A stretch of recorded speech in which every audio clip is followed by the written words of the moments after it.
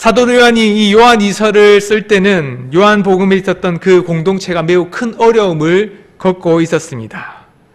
안팎의 거센 폭풍으로 말미암아서 교회는 위기 속에 있었죠. 무엇보다 공동체 외부로서는 그리스도를 말미암아서 믿음 가운데 서지 못하는 자들도 있었습니다. 예수 그리스도를 육체로 오신 것을 부인하고 또한 그와 함께 그 가르침을 오히려 거짓된 것으로 만드는 사람들이 있었죠.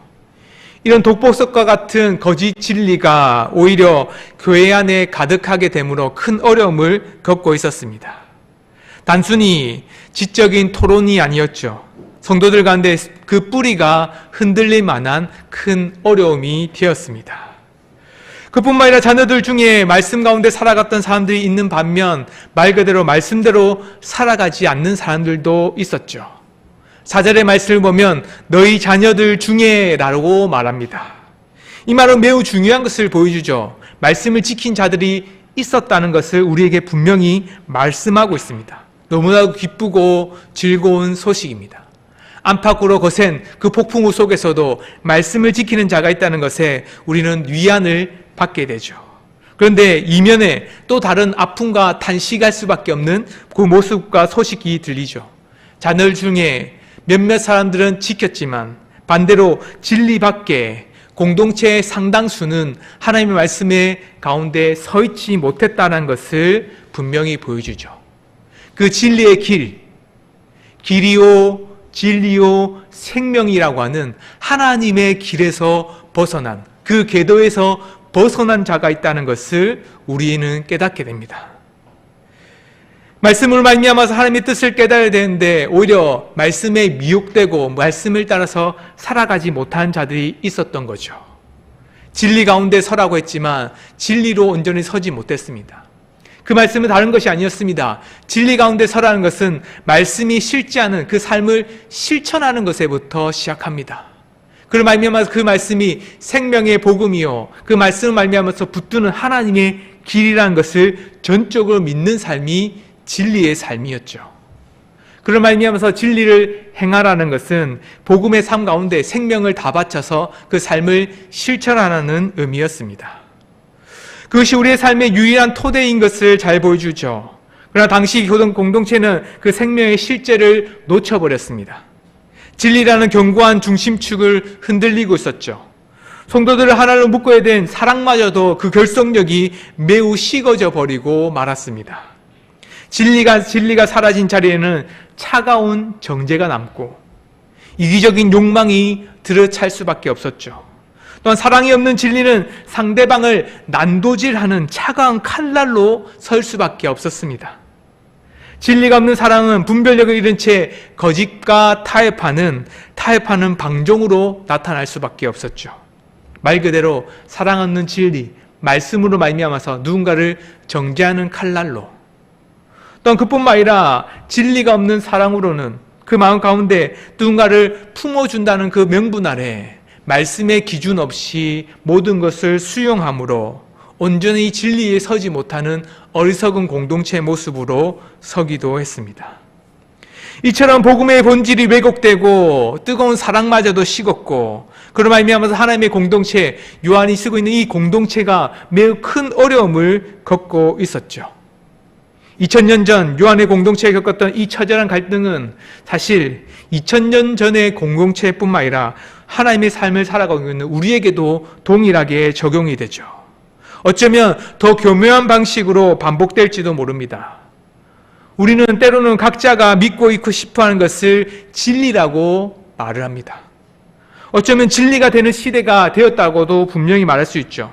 나에게 유익이 되면 진리입니다. 그러나 반대로 내가 불편하게 되면 그것은 거짓이 되죠.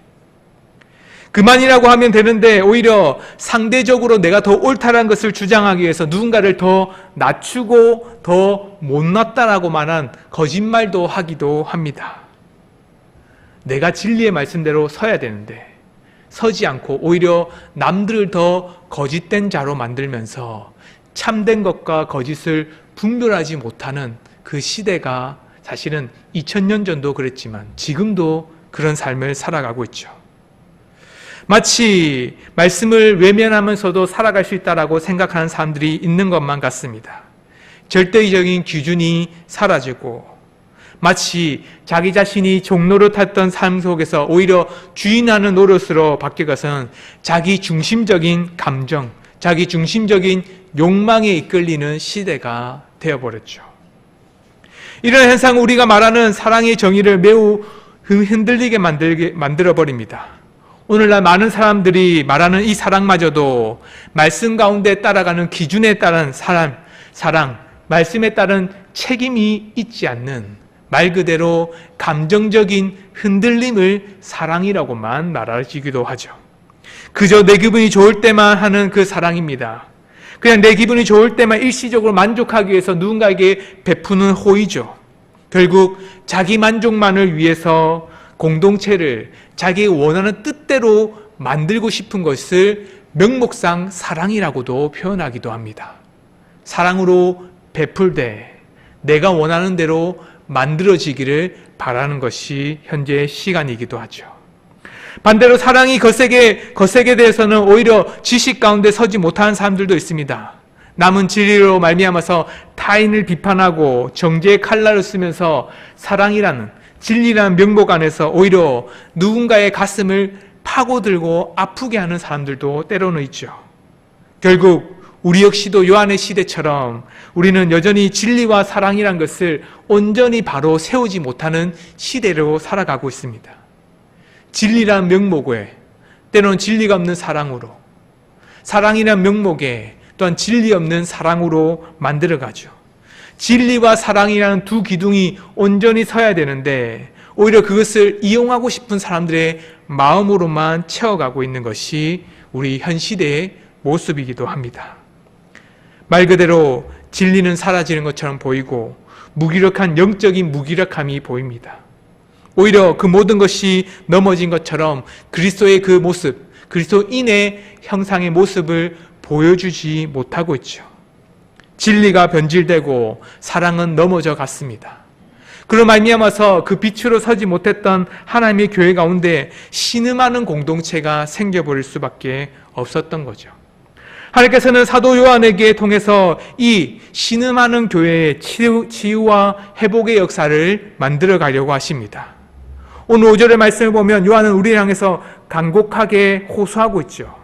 그것은 다른 것이 아니라 처음처럼 그 처음 사랑으로 돌아가라고 우리에게 말합니다. 같이 5절의 말씀을 다시 한 번 더 읽겠습니다. 시작. 부녀여 내가 이제 내게 구하노니 서로 사랑하자. 이는 새 계명같이 내게 쓰는 것이 아니요 처음부터 우리가 가진 것이라. 아멘. 복음의 핵심은 우리가 가진 그 옛 모습, 죄인의 모습을 벗어버리고 하나님께서 우리를 먼저 사랑하셨다는 그 은혜를 기억할 때 복음의 핵심을 가지게 되죠. 운동선수들이 매우 좋은 성적을 내다가 때로는 여러 가지 스트레스, 여러 가지 어려움 말미암아서 성적이 뚝 떨어질 때가 있습니다. 그럴 때마다 많은 코치들이 다시 한 번 더 자세를 붙들며 말하죠. 옛날 때 그 자세를 기억해라고 하면서 비디오도 보여줍니다. 옛날 때 우승했던 그 모습들을 보여줍니다. 그리고는 그 표정과 그 몸짓과 그 했던 모든 작은 행동 하나까지도 다시 새기면서 다시 했던 그 모습, 그 마음으로 그 삶을 또한 그 능력을 다시 드러나게 만들려고 운동선수를 가르치죠. 오늘 말씀은 그렇습니다. 흔들리는 교회 가운데 진리가 무엇인지 모르고 사랑이 무엇인지 모르는 그 교회 가운데에 복음의 핵심인 그것으로 다시 돌아가라고 말합니다.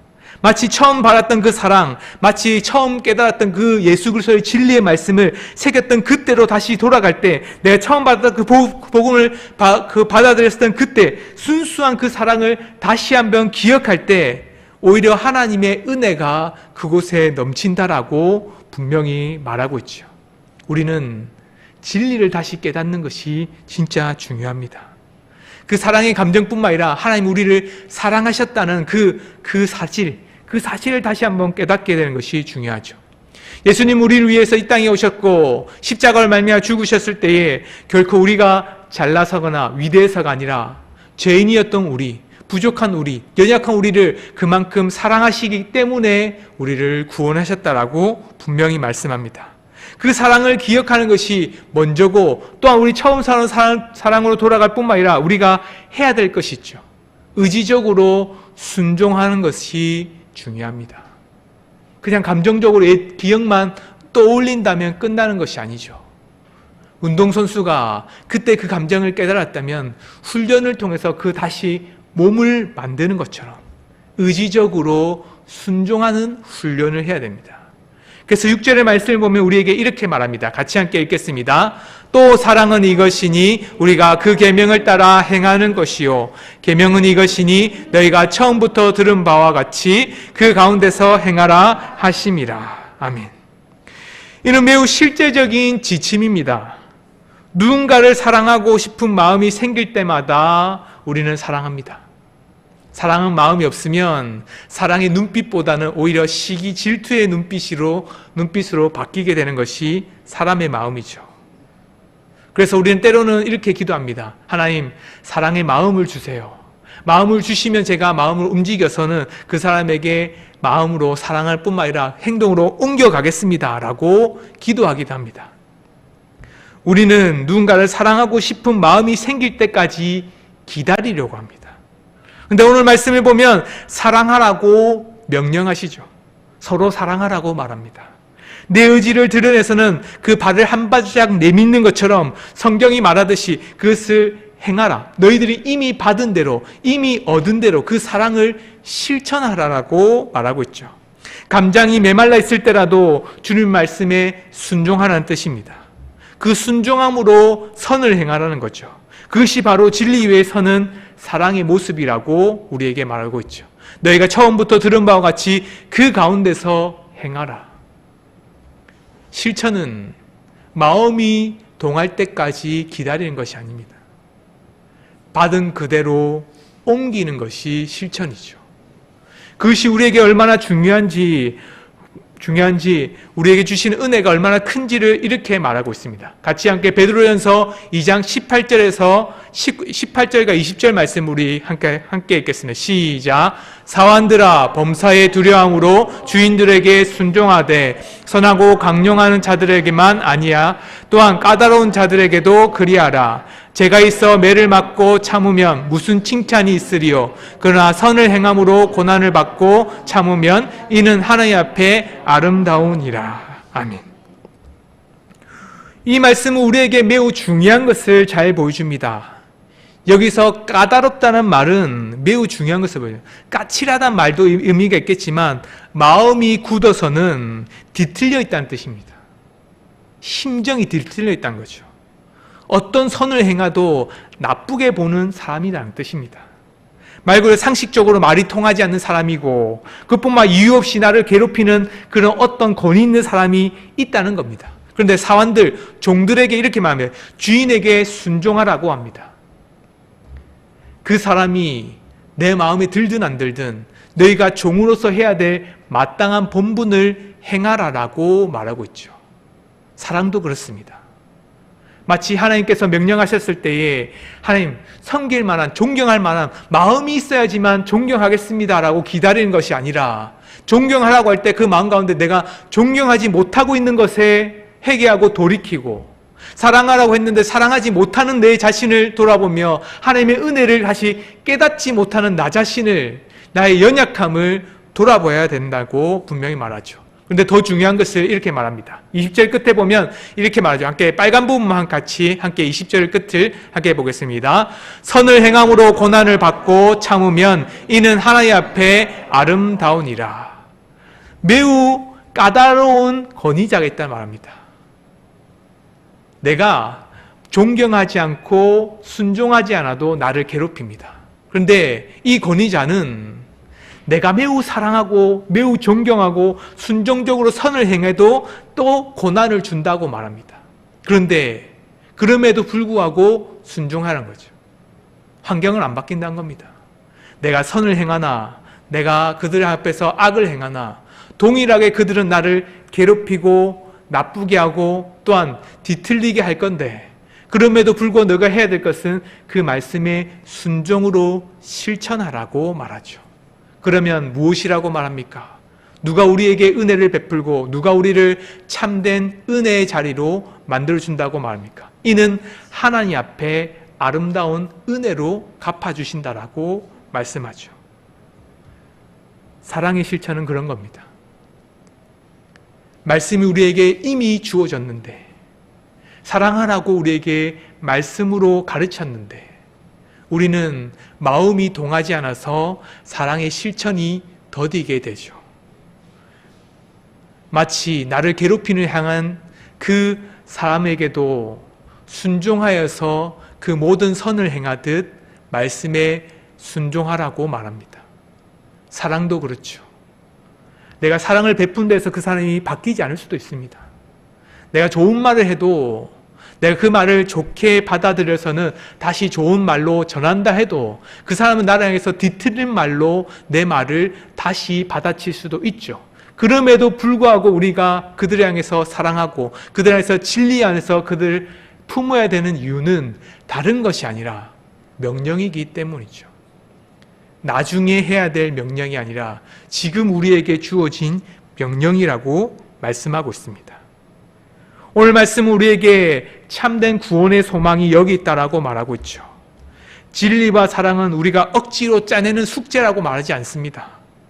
하나님께서 이미 우리에게 주신 선물, 이미 받아놓은 그 받은 것으로 행하라고 말하고 있죠. 우리가 그분에게 받았던 그 길대로 따라갈 때, 길이요 진리요 생명이라고 했던 그 말씀대로 따라갈 때, 하나님, 나는 조금 있다가 따라갈게요. 나는 하나님의 길은 알겠는데요, 조금 있다가 길을 따라가겠습니다 하고 말하는 그 믿음의 백성들은 아무도 없겠죠. 따르려 할 때는 반드시 그 길로 가는 것이 믿음의 백성이죠. 사랑도 진리도 그렇습니다.